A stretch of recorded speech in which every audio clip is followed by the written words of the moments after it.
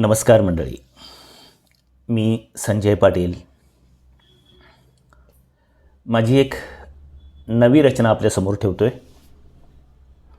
शीर्षक आहे धुकं थोडं ओसरायला हवं. धुकं थोडं ओसरायला हवं. रात्रभर छळणाऱ्या तुझ्या आठवणींना हल्ली पहाटे पहाटेच पाय फुटतात.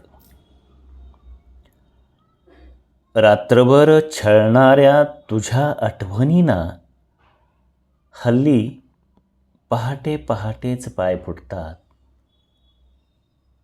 नकळत चालायला लागतात मग तुझ्या घराकडची पायवाट. नकळत चालायला लागतात मग तुझ्या घराकडची पायवाट. त्या सकाळच्या धुक्यात, अंधुक उजेडात, त्या सकाळच्या धुक्यात अंधुक उजेडात ठेचकळतात, अडखळतात. दम लागलेला उष्ण श्वास, दम लागलेला उष्ण श्वास दवबिंदू होऊन चष्म्यावर साचत राहतो. दम लागलेला उष्ण श्वास दवबिंदू होऊन चष्म्यावर साचत राहतो. आधाराला हातात घेतलेली छडी, थकलेले पाय परत फिरायला सांगत असतात. पण हट्टी मन अजूनही स्वतःला तरुण असल्यासारखं वागतं. पण हट्टी मन अजूनही स्वतःला तरुण असल्यासारखं वागतं. पुढच्याच तर गल्लीत ती राहते. मन सांगतंय तुम्हाला. पण तरुण जरी वाटलं, इज्जतीला खूप जपतं.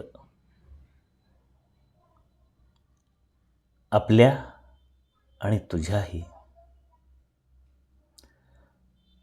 कदाचित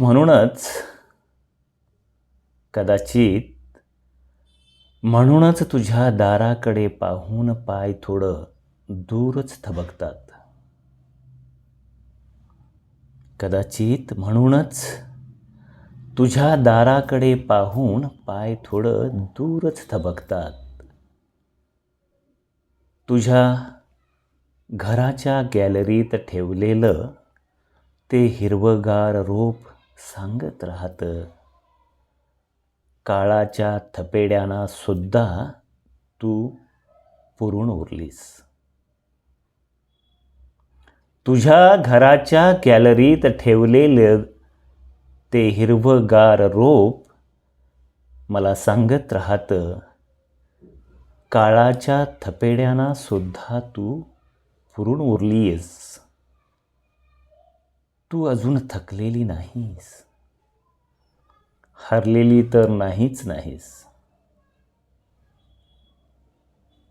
आणि खरं सांगू,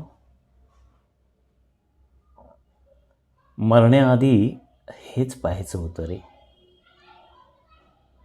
मरण्याआधी हेच पाहायचं होतं. इतक्यात फोन वाजतो. दूर नका जाऊ हं. हल्ली तुमचे तोल जात आहेत.